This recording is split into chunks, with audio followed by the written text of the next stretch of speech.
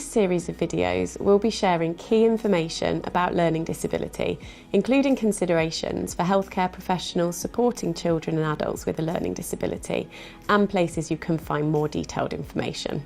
In this first video, we'll cover some basic information, including what we mean by learning disability and common characteristics you might see in people with learning disability and in those with particular genetic syndromes, as well as considerations for parents and carers. Throughout the videos, we use the term learning disability or intellectual disability to describe those meeting the diagnostic criteria of an IQ below 70, as well as impairments in adaptive behaviour, which includes conceptual, social and practical life skills required to meet the demands of everyday living. Learning disability can range from mild to moderate, severe or profound.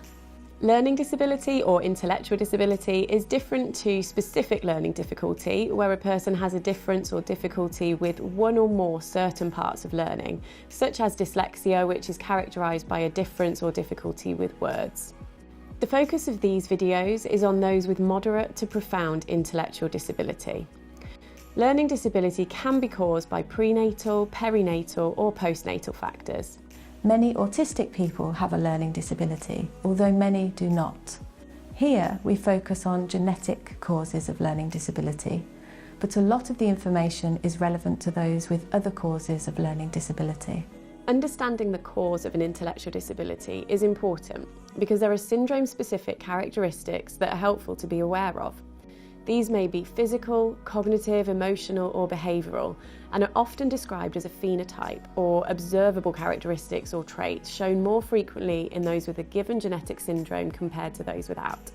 Some examples of this include heightened gastrointestinal reflux in those with Cornelia de Lange syndrome, hyperphagia and overeating in Prader-Willi syndrome, and anxiety in Fragile X syndrome. Being aware of characteristics associated with genetic syndromes is important for providing quality healthcare. The Find Resources website provides bite-sized information for parents and carers and healthcare professionals on the phenotypes associated with a number of different genetic syndromes.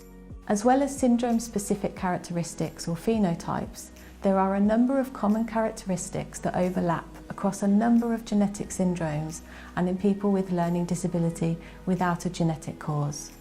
These include challenges with communication, both expressive communication and receptive communication or understanding.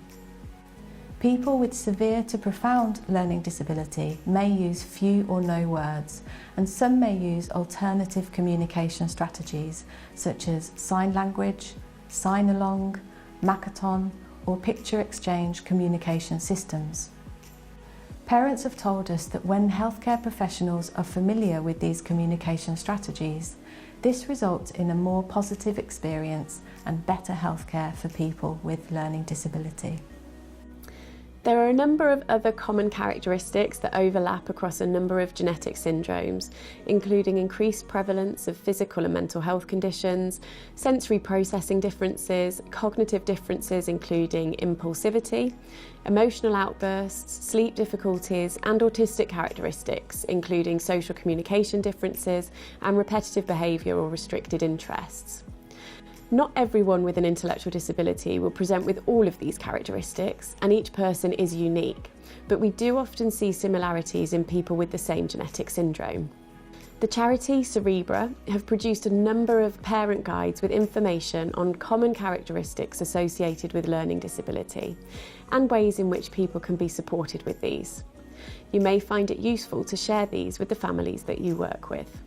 Parents and carers of children and adults with a learning disability are at heightened risk of poor mental well-being compared to parents and carers of neurotypical individuals. It is important to be aware of this when supporting their child or the person they care for. Parents and carers have told us that they feel more positive after a healthcare appointment when the professional supporting their family has shown warmth and consideration for their caring role. In the videos that follow, we'll discuss behaviours that challenge, which is a key concern for parents and carers, as well as considerations for healthcare appointments and how to identify pain in people who are unable to self-report.